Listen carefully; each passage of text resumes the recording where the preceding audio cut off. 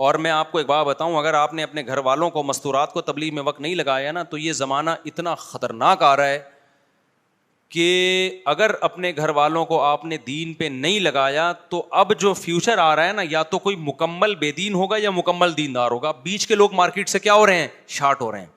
پہلے مردوں میں بھی عورتوں میں بھی تھوڑا سا دین تھوڑی سی بے دینی وہ قابل برداشت تھا. اب جو نیا زمانہ آ رہا ہے نا, جو بے دینی کی طرف جا رہا ہے وہ مکمل برباد ہو رہا ہے. فحش فلمیں, زنا اور یہ سب کچھ, یعنی ساری حدود ختم ہو رہی, اور جو دین کی طرف آ رہا ہے وہ مکمل آ رہا ہے.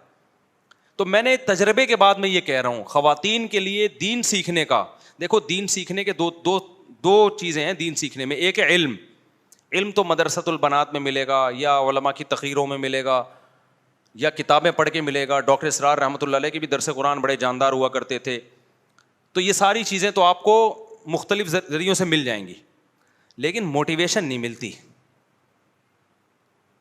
عمل کی توفیق نہیں ملتی کہ معمولات پہ آ جائیں, صبح تلاوت, شام کو تلاوت. وہ میرے بیان سے بھی مشکل ہی ملے گی آپ کو. نظریے ٹھیک ہو جائیں گے, تھوڑی بہت موٹیویشن ملے گی, ملی ہے, بہت سے لوگوں نے داڑیاں رکھ لیں, بہت سے لوگ نیک بن گئے الحمدللہ. پراپر اگر آپ چاہتے ہو نا معمولات پہ آ جاؤ, تو آپ کو چند دن کے لیے اپنے آپ کو اس ماحول میں ڈالنا پڑے گا. اور وہ تبلیغ کے علاوہ کوئی راستہ, یعنی سیف راستہ نہیں ہے تبلیغ کے علاوہ کوئی, اتنا سیف جتنا تبلیغ کا راستہ ہے. تو اپنے گھر کی مستورات کو جماعت میں لے کے نکلو, پھر اس کی برکتیں دیکھنا گھر میں. صبح صبح آپ کی بیگم قرآن پڑھ رہی ہوگی, آپ کو اتنا اچھا لگے گا. ابھی کیا ہوتا ہے, صبح صبح اٹھی بھی نہیں ہوتی, اٹھتی 12 بجے, کیونکہ رات 2 بجے تک ٹک ٹاک پہ بیٹھی ہوئی ہوتی ہے, وہ فیشن ڈیزائن اور یہ سب چیزیں دیکھ رہی ہوتی ہے. یہی ہوتا ہے نا, 3 بجے جا کے سو رہی ہیں, کیونکہ لوگ کہتے ہیں یار بستر پہ لیٹنے کے بعد تو موبائل دیکھنے کا مزہ آتا ہے. دیکھتے رہتے ہیں 2 3 4 گھنٹے, تہجد سوال ہی پیدا نہیں ہوتا. فجر بھی گئی, 12-1 بجے سو کے اٹھ رہی ہیں, پھر ان کو پتہ نہیں خیال آ رہا ہے, پھر موبائل دیکھا, کوئی نئی ڈیزائن کی مہندی آئی ہوئی ہے, کوئی یہ آیا ہوا ہے, کوئی. گھر میں برکت ختم. جب آپ گھر جاؤ گے آپ کو لگے گا بیگم دوپٹے میں بیٹھ کے قرآن پڑھ رہی ہے, خدا کی قسم آپ کو ایسا لگے گا جیسے آسمان سے سکون اتر رہا ہے.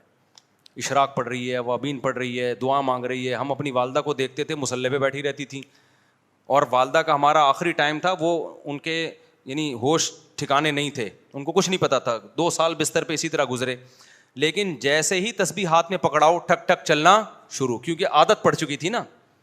میرے بھائی سورہ یاسین پڑھتے تھے, آخری لفظ چھوڑتے تھے تو والدہ کی زبان سے نکل آتا تھا آخری لفظ. اب جو نئی نسل ہے, جب اس کی موت کا وقت آئے گا, بڑھاپے کا وقت آئے گا, وہ ہوش حواس نہیں ہوں گے, تسبیح ہاتھ میں پکڑاؤ گے ان کو کچھ نہیں پتا چلے گا. موبائل پکڑاؤ گے, ٹک ٹاک ٹھک ٹھک ٹھک شروع. جو چیز زندگی بھر کی ہو بڑھاپے میں وہی ہوتی ہے. تو گھر میں برکت چاہتے ہو, دینداروں کے گھروں میں جاؤ, ایک الگ ہی سکون ملتا ہے بھائی جی, ایسا روحانیت ملتی ہے. تو یہ سب کچھ چاہتے ہو تو اپنے گھر والوں کو تبلیغ میں نکالو, گھر کی مستورات کو بھی لے کے جائے. اور پھر تبلیغ میں مستورات کے قوائف ہیں, چھوٹا بچہ ہے تو پھر نہیں وہ لے جا سکتے. تو ابھی جن کی نئی شادی ہوئی بچے نہیں ہیں تو وہ لے جائیں 40 دن کی جماعت میں, 15 دن کی جماعت ہوتی ہے, اس میں لے جائیں اپنی اہلیہ کو. جیسے ہی شادی ہوتی ہے بیگم کو گھمانے کے لیے سوئٹزرلینڈ ادھر ادھر گھما جاؤ بھائی, سوئٹزرلینڈ بھی لے کے جاؤ, تھائی لینڈ میں بھی گھماؤ, ہر جگہ گھماؤ, عمرہ بھی کراؤ.